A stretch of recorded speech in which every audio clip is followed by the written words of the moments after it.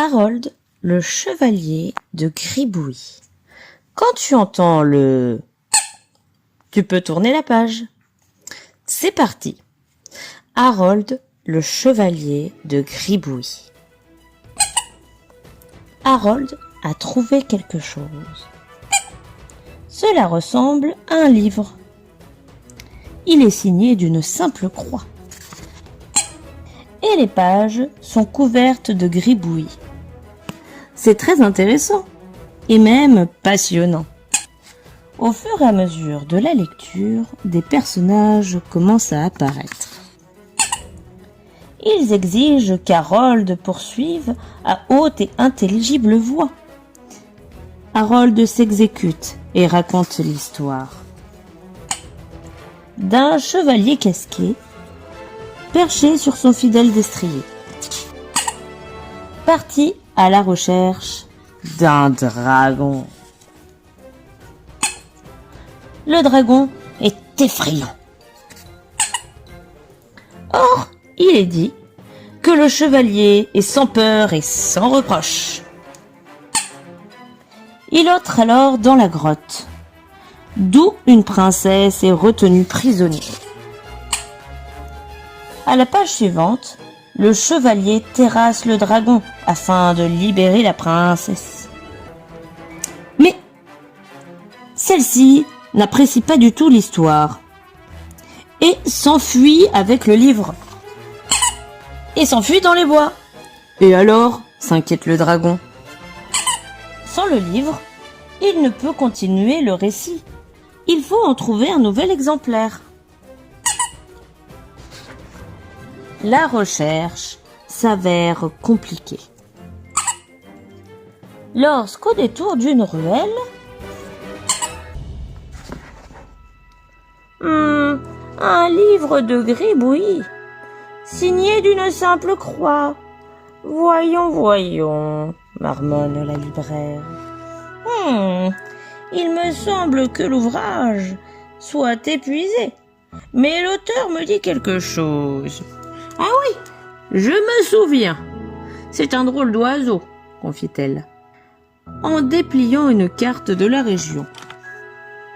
Il niche sur la côte, à l'autre bout de la ville. Vous devriez lui rendre visite. La carte de la libraire les conduit au pied d'une tour, d'où s'échappe un curieux chant irlandais. C'est pour un autographe ? Gazouille son locataire. Entrez. J'ai un excellent thé noir qui infuse. Oui, admet-il. Crânement, je suis bien l'auteur de cet ouvrage que vous cherchez. Mais je ne m'en ai gardé aucun souvenir, aucun exemplaire. Car voyez-vous, s'emporte-t-il, je gribouille, matin, midi et soir, au gré de l'inspiration. Et pour le reste, c'est votre histoire. Perplexe, Harold et le dragon décident de prendre congé de leur hôte.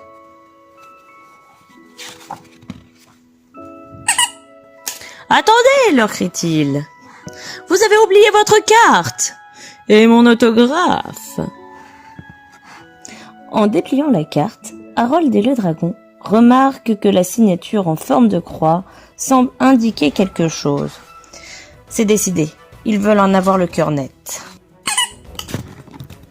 À quelques battements d'ailes de dragon,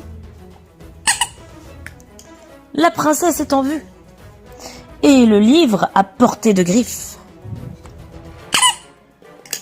Patatras, un précipice interrompt leur chemin, plongeant à pic vers le lac providentiel.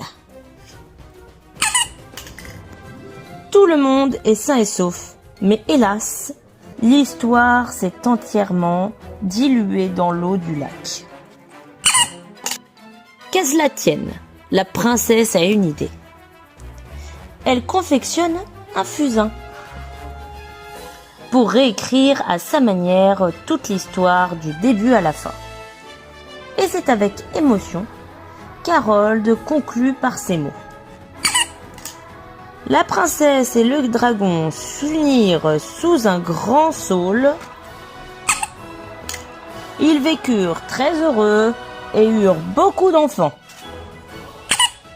qui chaque soir réclamaient leur histoire préférée.